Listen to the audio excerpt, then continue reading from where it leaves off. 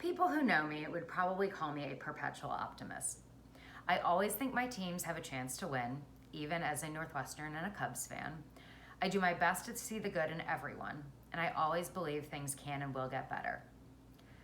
Well, 2020 and this pandemic have been a major test of my glass half full attitude.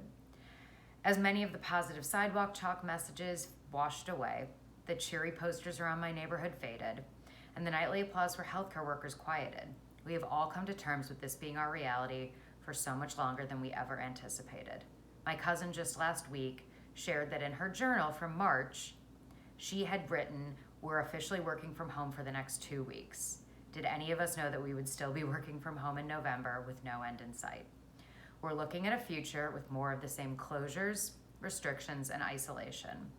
We're all waiting for our world to return to normal, or I suppose a new normal, but we don't know how or when it is going to come. All we can do is hold on to hope. But honestly, how? In the passage for this week, Mary's world was also quickly changing around her. She was a teenager about to be married, which in itself would be life-altering.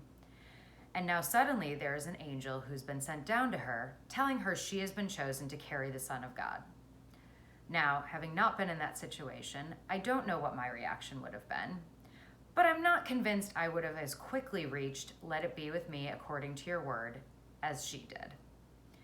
But Mary trusted and knew that God was with her and chose to have faith. I have my favorite Bible verse hanging on the wall of my living room. You can see it a little bit behind me, in a place where I can't miss it. From the Gospel of John, chapter 1, verse 5, "The light shines in the darkness, and the darkness did not overcome it." Anytime I'm starting to feel sad or like hope is far away, I glance up at that verse, and it reminds me that Jesus offers everlasting hope and is the light shining amongst us, overcoming the darkness even when it seems difficult. So in this Christmas season, which is going to look unlike any I've ever experienced, I'm going to do something new. I'm still planning on my Advent calendar and my Christmas carols and having a Christmas tree. But I'm going to try every day to find a small moment or moments where I see God's light shining through the darkness. We've done a version of this in confirmation before. We've called it God sighting moments.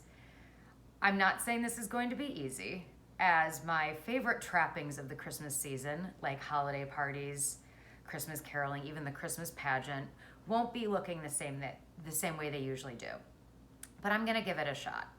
I've put a Post-it pad next to my bedroom mirror, and every night before bed, I'm planning to write down a way that I've seen the everlasting love of God in the world and a reason every day to hold on to hope. Now, I don't know if this is something that would work for you, but if it is, give it a shot with me. See if this helps build up a new reason to see God's love in the world around this Christmas season, this Advent season, this time of waiting. Instead of waiting for this pandemic to end, which it will eventually, I'm planning to see what good is out in the world now.